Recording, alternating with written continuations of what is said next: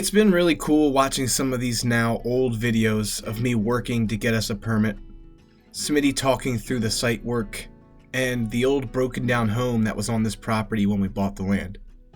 But throughout this build, in all honesty, the only thing more exciting than the progress we've made is thinking about all the people that would come visit. If you drop it, you're fired. If you drop it, you're in big trouble. All right, right there's good. Oh, I ain't gonna live like this no more. Most of my life's been waging war. Till I found peace, I could've swore.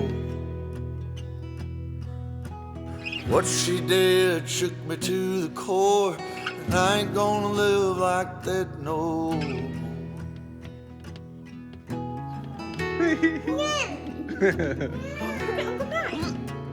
Let's build a house.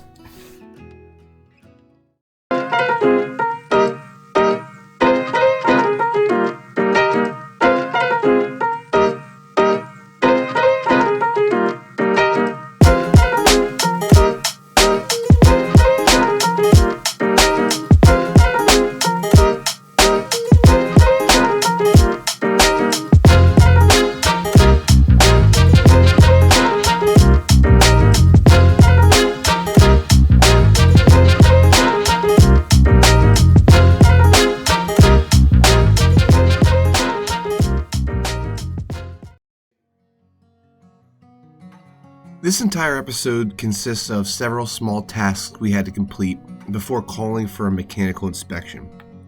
Passing a mechanical inspection is basically a green light for the drywallers. The last place that we need to rough in plumbing is in the kitchen. In order to finish the plumbing, Smitty and I took some extra time to do a mock-up of our kitchen layout.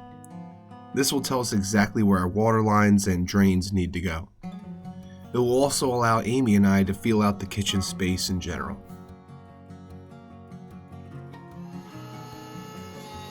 Next, Smitty had me plane down the window and door rough openings. Not every framer does this, but Smitty's just different. This ensures that the openings are flush. The more flush the openings are, the better our drywall will turn out. Studs that sit proud of others can push the drywall out and cause cracks or a visual belly in the drywall.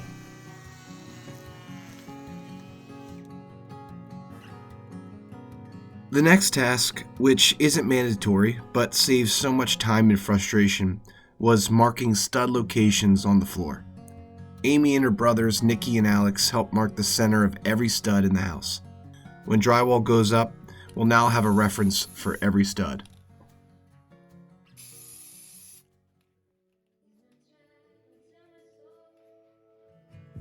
Now, we're hiring a local drywall company to come drywall our house, but Smitty and I had to hang a couple sheets for the garage walls and the bonus room walls. The reason we had to do this is we have to insulate our house before we drywall, and we're using a spray foam insulation which needs something to adhere to. These walls are the only walls in the envelope of the house that aren't sheathed, so we hung some drywall for the spray foam to stick to. If you've never used spray foam or I just confused you, stick with me. We're spray foaming shortly.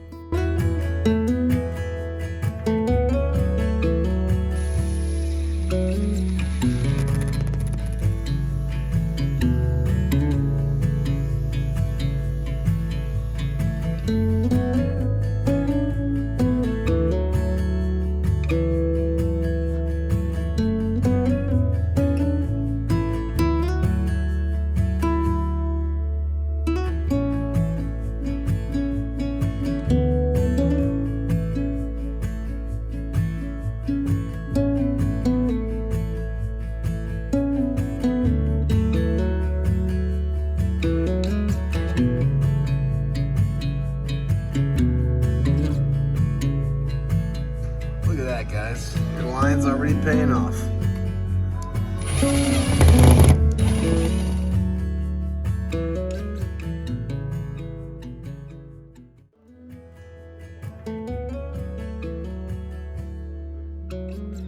With the drywall up and the plumbing roughed in the kitchen, my mom came by to help take pictures of all the walls and ceilings in the house.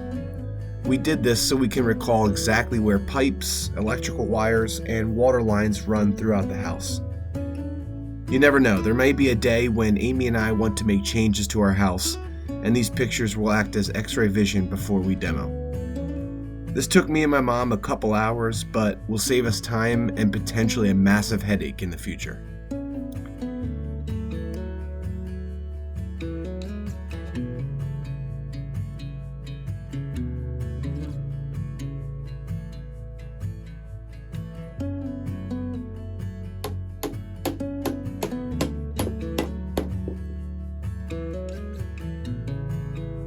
The last step before installation was to install all the stud guards throughout the house. Stud guards are just a 16 gauge piece of metal that protects pipes and water lines inside the walls from nails and screws during drywall and cement board installation.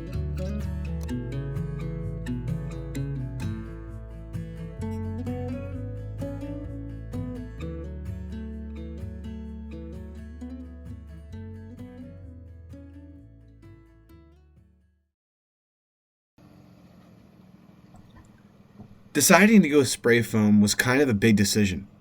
Spray foam is much more expensive than your standard fiberglass bat insulation, but there's so many benefits. There's sound dampening qualities, deterring mold growth, and reducing airflow while stopping drafts in cold floors. Also, spray foam insulation impacts the house's heat transfer and airflow, which affects your home's comfort and energy efficiency. We will pay more upfront for the foam, but will save a lot over time by requiring less energy to heat and cool our house. There's one catch to spray foam, though. During its application, the chemical compounds involved in the foam create an extremely toxic off-gas. To protect ourselves, we will wear respirators for safety. Alright, it's time to start the spray foam for our insulation. We gotta wear these guys. This stuff throws out a lot of toxic chemicals. So we're gonna wear this, make sure we're safe, and insulate this house.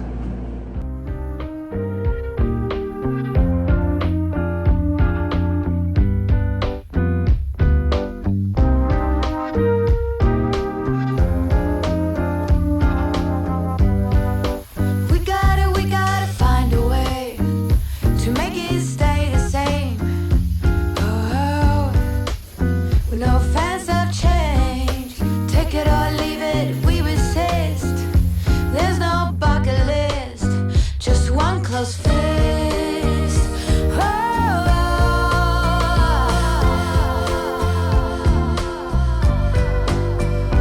We're no fans of change. Yoga in the morning, then wine at night. Train tickets and no flights. Whoa, it's how we roll. Recycle or die. It's the summer, you and I. Oh, how I love you, and how you always don't stand by.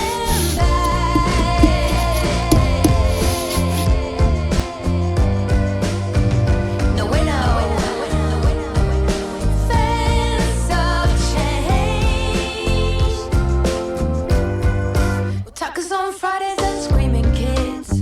It's to put us down on our list. Whoa. Now let it go. Take it or leave it.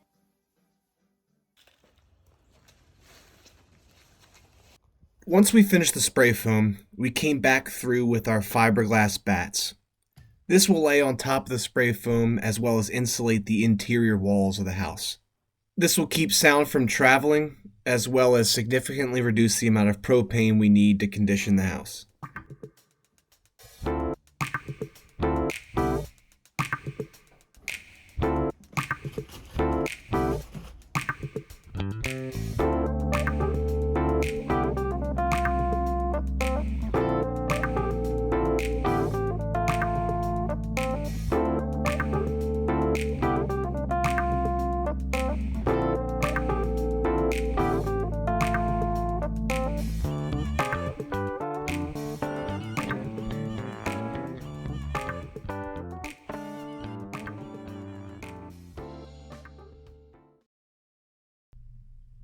Our last step before calling for the mechanical inspection is the plumbing water test.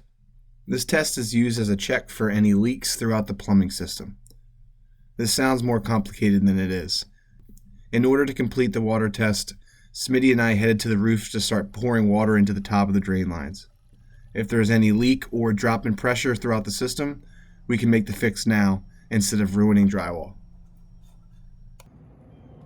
All right, so we're bringing the groundwater from this hose into a bucket with another puddle pumper up here. And we're gonna try and do the water test that way.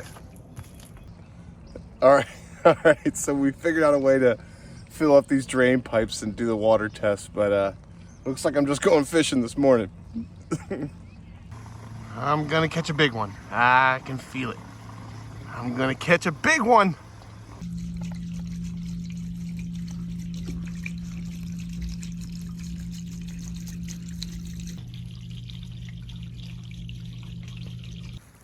All right, she's running out. As you can see, this guy is full. She full. You hear it down that pipe. There we go. They're coming out right now.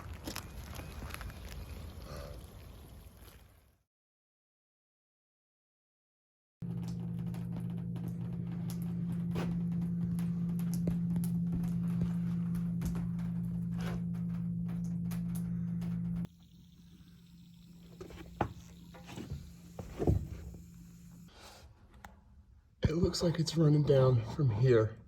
See that? It looks like it's coming from right in that union there. I don't know if this video is helping, but yeah, see that stream right there? And it's bubbling up here top towards the union. It's the only place where it's wet. Well, we found a leak in the second floor bathroom. We called Mike and he came right over. That's why you do tests. All right, so our plumber came back and told us that we had a hairline fracture in this flange for the toilet. So he put some glue on there and we'll wait to form it up to fill the water back up, but he's not worried about it. And this flange gets removed when we put the toilet in anyway. So easy fix. We're gonna do this water test again and make sure there's no more leaks. I think we fixed it.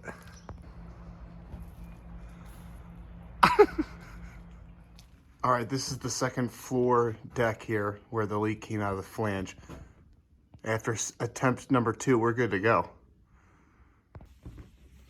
Yep, here's the toilet flange that we fixed. We're dry. Next time on Let's Build a House.